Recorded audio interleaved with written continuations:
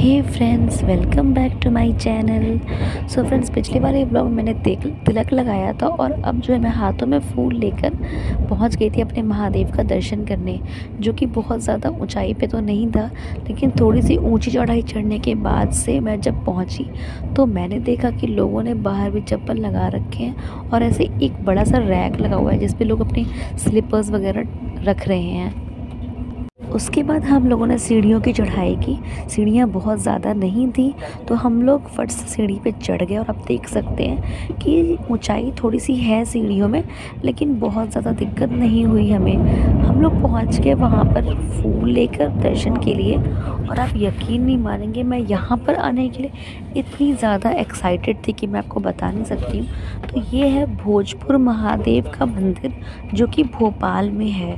भोजपुर नाम जो इस मंदिर का रखा गया है ना, वो यहाँ के राजा भोज के ऊपर रखा गया है। ऐसा माना जाता है ना कि ये मंदिर 1000 ईयर्स पहले की है। जैसा कि आप देख सकते हैं, ये जो भगवान जी की शिवलिंग है ना, इसकी जो लंबाई है लगभग 18 फीट है। आप यकीन नहीं मानेंगे कि यहाँ पर आने के बाद से ना इतनी ज़्यादा शांति मिलती है कि मैं आपको बता नहीं सकती। उसके बाद से मंदिर के पीछे हम लोगों ने परिक्रमा लगाई, और आप यकीन नहीं मानेंगे, इस मंदिर के दर्शन के बाद ना मुझे इतना ज़्यादा सुकून मिल रहा था। इसलिए मैं चाह रही थी जितना हो सके उतना मैं इस मंदिर में समय बिता सकूं और भगवान को बिल्कुल महसूस कर सकूं कि उनका आशीर्वाद है मेरे साथ। परिक्रमा लगाने के बाद से दोबारा हम आए और एक बार फिर हम लोगों ने बहुत ज़्यादा ध्यान से देखा पूरे मंदिर को। मंदिर की बनावट आप देख सकते हैं किस तरीके से की गई है, और यहाँ की एक एक कलाकृति ये बता रही थी कि उस टाइम के जो लोग कलाकार थे ना, उनके हाथों में कैसा जादू था, जिसका उन्होंने अपने दीवार पर जो आकृति बनाई है, उस तरीके से ये ज़रूर साबित होता है कि वो कोई कलाकार नहीं बल्कि जादूगर थे। आप देख सकते हैं इतनी बारीकी से हर एक चीज़ पे हम लोगों ने वहाँ पर रहकर ध्यान दिया था। एक एक कलाकृति मानो लगा ऐसा था कि जीवित कोई इंसान खड़ा हो, ना कि कोई मूर्ति। भगवान को देखकर तो मैं उनको देखती ही रह गई, और मेरा तो बिल्कुल मन ही नहीं कर रहा था वहाँ से वापस आने का। मुझे लग रहा था कि जैसे कोई मुझे अपनी तरफ खींच रहा हो। आप यहाँ पे देख रहे हैं, सच में ये शिवलिंग ना एक ही चट्टान पर बनी हुई इस पूरे भारत की एकमात्र इतनी बड़ी शिवलिंग है महादेव की। उसके बाद हम लोगों ने देखा आसपास का जो नज़ारा था ना, आप देख सकते हैं कितनी ज़्यादा एरिया में ये फैला हुआ है, और आप यहाँ पर एक बार दर्शन करने ज़रूर आइएगा। यकीन मानिए, आपको इतनी शांति मिलेगी जिसका शब्दों में बयान करना बिल्कुल भी पॉसिबल नहीं है। ये सारा जो एरिया है ना, इसमें इतना सुकून था, इतनी पॉजिटिव एनर्जी थी कि मैं आपसे क्या बोलूँ। एक पल को लगा कि भगवान खुद साक्षात अपने दर्शन के लिए हम सभी को वहाँ पर बुलाए हों। और उसके बाद से हम लोगों ने हर एक मंदिर में जाके, जो आप देख रहे हैं इस पूरे वीडियो में, वहाँ पर जाके हम लोगों ने दर्शन किया।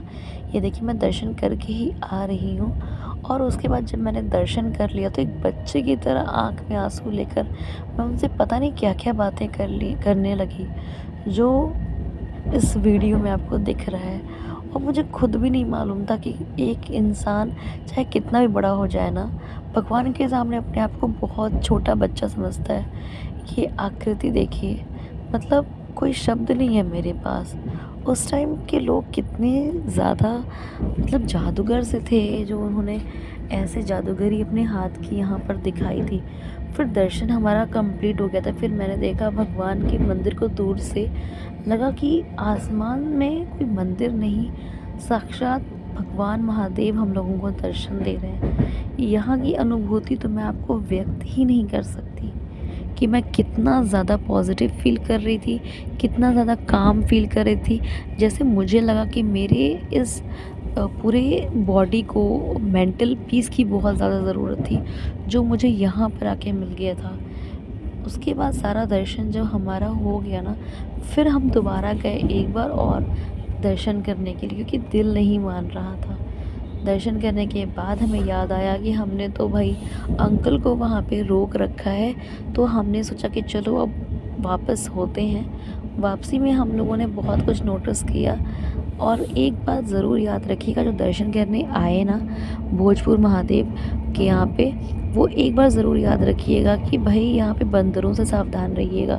अगर आपने अपने बास्केट में प्रसाद रखा है ना, तो वो आप अपने किसी पॉकेट में या किसी बैग में रख लीजिएगा, क्योंकि यहाँ के जो बंदर हैं ना, वो आपको घर तो ले जाने नहीं देंगे। उतरने में तो मात्र हमें सिर्फ 2 से 3 मिनट ही लगा, चढ़ने में 10 मिनट लगे थे। और आप देखिए, मैं भी बात कर ही रही थी, उसके बाद मैंने देखा कि भाई कुछ जंगली बेर जिसको हम लोग कहते हैं ना, वो हम लोगों ने ख़रीद लिया था रास्ते में खाने के लिए। और ये सब होने के बाद से यहाँ पे तो मैं सिर्फ़ और सिर्फ़ अपने आप को इतना ब्लेस्ड समझ रही थी कि भगवान ने मुझे इस काबिल समझा कि मैं उनके दर्शन के लिए आ सकूँ। रास्ते में हम लोगों को ऐसे हैंडमेड खजूर की झाड़ू मिल रही थी, जिसको ग्रूम्स कहते हैं। तो यहाँ पे जो हमारे ऑटो वाले अंकल थे ना, उन्होंने कुछ अपने घर के लिए झाड़ू खरीदे। आप इसकी कीमत सुनेंगे ना, तो आप बिल्कुल यकीन नहीं कर पाएंगे। एक झाड़ू जो है ना, वहाँ पे 20 रुपए की मिल रही थी, और ये खजूर की झाड़ू थी। और ये जो अंकल है ना, इनके बारे में एक बात ज़रूर कहना चाहूँगी, ये अंकल बहुत ज़्यादा मेहनती हैं। इन्होंने अपने बातों बातों में हमें बताया कि कैसे ये अपने 3 बच्चों को बड़ी मेहनत से पढ़ा रहे हैं, जिसमें से उनका एक बच्चा आईआईटी में पढ़ाई कर रहा है, और एक लड़की जो है वो एमबीए में कर रही है पढ़ाई, और छोटी वाली भी कुछ ऐसी पढ़ाई कर रही थी।